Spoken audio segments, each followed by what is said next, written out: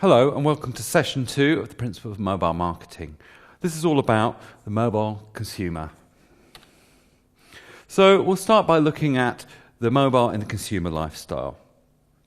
So in session 1, when we looked at the mobile landscape, we talked about convergence of devices, how our smartphone has now become this place where we do everything. So we have this multifunctional device, and it covers everything from just your basic planning, your scheduling, through to connecting with your friends, through Facebook, through other social media. And increasingly, it's a place for entertainment, for delivering video, and it's also a really important place for retail. So it's become kind of the central hub. And a lot of the time, we're now beginning to talk about something called mobile first. Mobile is increasingly the first place where you will go to start your journey, whether it be with entertainment or with a brand. So, in a way, it's probably false to even call our mobile phones any longer, because voice calling is just such a small part of what we do. And these are devices through which we do everything. Even the calling itself can be done through our communications, can be done through such a range of different channels. So you have Skype or VoIP calling, you have SMS and MMS, but you also have things like instant messaging. So in certain channels, in something like BlackBerry, BBM is absolutely central to that. And we're seeing a growth of things like iMessage in Apple devices. Email is really important. Over 70% of smartphone users regularly use their email on their devices. It's also a place for social networking. So Twitter, Facebook are really fundamental to the way that we're using our smartphones now. And then we're seeing mobile-specific services, so things like location, check-in services are also becoming very important to the mobile device. Applications are the big new thing of a smartphone. In a way, an application is nothing particularly difficult. It's just a piece of software that adds functionality to your device. And actually, depending on the device itself, up to 83% of users download applications. On Apple, they do it more than Android, but nonetheless, most smartphone users will tend to install apps on their phones. From a brand perspective, there's two ways of doing this. You can either be strategic with your app, or you can be tactical. So a strategic app is essentially one that helps your brand overall. It helps your customers with their service. It could help with CRM. It could just be something simple like an owner's manual or a guide. Whereas tactical apps, their job is to perform a specific function to support a particular campaign or to support a particular piece of advertising. Games is a good example. Now, games are the most used things on any smartphone. If you look at the top list of applications in iTunes, games represent most of the top 10. And there's a lot of popular titles. Everybody knows about Angry Birds, which has seen millions and millions of downloads worldwide. And brands have been able to take advantage of gaming. Probably one of the most successful has been Barclaycard. They launched their water slide game, and it became so popular as a game that it was actually taken up in app stores all over the world. It was primarily aimed at the UK market, but people, particularly in Australia and America, they found out about the game and they began to download it. And over 12 million people downloaded that game. They then released a second one, which was the roller coaster game, and again that follow-up got a similar number of downloads. So 24 million downloads makes it the most successful app ever. So let's just take a quick look at it. So here's the game, and it's a very simple concept. What's really nice about this is it uses the accelerometer, the nice tilty mechanism of it, and you just have to collect points as you go down the roller coaster. And it's nice and engaging. It was built by a company called Dare, and it's a very well-developed game, very simple. And the job of this was to support their advertising. Their advertising campaign, which is all around contactless, was about going down a roller coaster and touching in. And this really just is very much within the brand. It's simply a piece of brand awareness. One of the things about that game is that when you look at it, there's no obvious way of continuing the user journey. But that doesn't matter, because it was a piece of branded gaming that just supported their other advertising. So media playback is becoming an important channel. First of all, we have music. iTunes is the single biggest retailer of music globally, and increasingly that is happening on iPhones. The iPod is becoming an increasingly small device, it's becoming a much less significant device, and it's much more about mobile phones, and you're beginning to see things like Spotify, or in the States, Pandora, actually appearing on smartphones as well. And then you see applications like Shazam, which was started as a music tagging application, so something that you could find out what a piece of, who actually recorded a piece of music, and it's become much more actually a media channel in itself, because the tagging then takes you to iTunes and you can then download it. But also what we're seeing is increasing amount of video being viewed on smartphones. When they first came out, the amount of video, the amount of television being watched on a device was very, very small. But it's growing, and it's growing very rapidly. And YouTube has over 400 million views per day on mobile devices. And similarly, the television channels, the BBCs and the ITVs of this world, are seeing more and more views on mobile devices. It's different to television itself. It tends to be what they call short form. It tends to be catch-up television. But nonetheless, smartphones are becoming an important media channel. The other area is retail. 2011 was a very big year for retailers in the mobile space.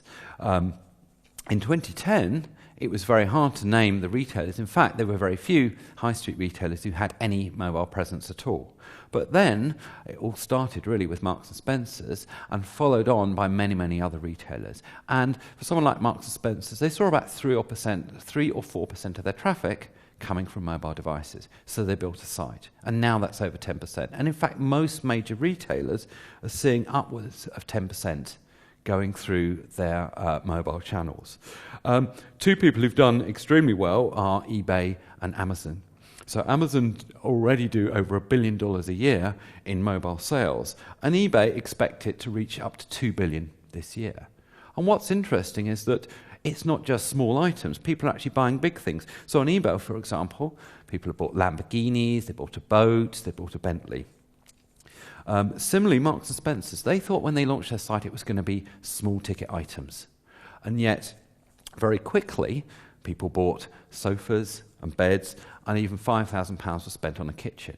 Now, what's interesting about that is they stumbled across this by accident. Because when you think about it, what happens, when are you going to buy most of your furniture? It's going to be when you move house. What happens when you move house? You have no broadband. It takes about 10 days to connect. So Marks and Spencer have been right in there. They have been the people who have offered the right experience at the right time for people, and people will buy. Where there is brand trust, where there is good usability, people will use mobile sites. Banking is certainly a growing area, although the UK certainly lags behind, particularly places like the States and Australia. The first apps actually weren't even for iPhone. Lloyds came out with one a few years ago, and then the first iPhone app actually came from NatWest. And what was interesting is that people joined NatWest Bank because they had an iPhone and they wanted to do app-based banking. And about 30% of us now do banking through our mobile phone. However, it's interesting to look at what's happening in other countries, where in Australia, up to 50% of banking now goes through mobile devices. And by offering the right kind of experience for people and a full banking service, people will use it. Travel is obviously increasingly important, and a few years ago, airlines such as BA and Lufthansa introduced mobile check-ins. But there's a lot of other travel applications that are coming through, and the smartphone is going to be increasingly important within the travel industry. One of the biggest areas to see a takeoff with mobile devices, with smartphones, has been social media. Facebook, for example, currently around a quarter of their users are accessing through mobile. And one of the interesting things about mobile users is they tend to be more active than their desktop counterparts. And that's because people have their mobile device, they're updating regularly, they put it through status updates and so on. And then, of course, Twitter. Now, Twitters tell us that up to 50% of their users are actually coming from mobile devices. And obviously, being the microblogging service that it is, it's absolutely designed for the mobile age, for the smartphone age. And then we've also seen the development of some mobile-specific networks. Instagram, for example, has proved to be very, very popular with over 15 million users, and that essentially is a photo taking, photo sharing, it's all about location. But Foursquare have absolutely owned the location social media, or solo, as some of us are calling it, which allows users to both find places and check in. And it's not just about entertainment or about social media. Our smartphones are now these essential tools for productivity. So 82% of mobile owners use their alarm clock now, use their phone as their alarm clock. At the end of 2010, Apple had a problem with the alarm clock on their iOS update, and the number of people who complained, the number of people who said they missed flights or journeys as a result, just goes to show how important simple things like the alarm clock are to what we do. You've got things like Evernote, which again is a very popular note managing app on the smartphone. But things like calendars, shopping lists, and all these kinds of things are very, very important. And from a brand marketing perspective, it's worth considering how you can use all these functions, how the productivity element is important to smartphone users. And as a brand, how can you tap into that? What can you do to help your customers be more productive, to make their lives easier? And then we're seeing mobile as becoming an important publishing device. It's interesting to see that when, particularly the iPad and the iPad magazines first started to come out, although there was an initial popularity, 125,000 people downloaded the first copy of Wired, those tailed off very quickly. But there were problems. There were problems with subscription models, but there was also problems with interactivity. People weren't using the device in the best way possible. But as things have settled in, we've seen it as an important reading tool. So iBooks Library, for example, has sold over 130 million iBooks in its first year, up until June 2011. And we're also seeing magazine publishers and newspapers such as The Sun, The Guardian, who've just released an iPad app, Times and Telegraph. And the FT, for example, had a major shift where they took their app out of iTunes and created an HTML5 version of the app. Looked very similar, but delivered the same kind of content, but with a better subscription model for the user. And then there's navigation. And where would we be without maps on our smartphones these days? People are increasingly relying on it. Nokia are actually one of the first companies to really push the maps with their turn-by-turn navigation. But now, for many people, it's even replacing the sat-nav.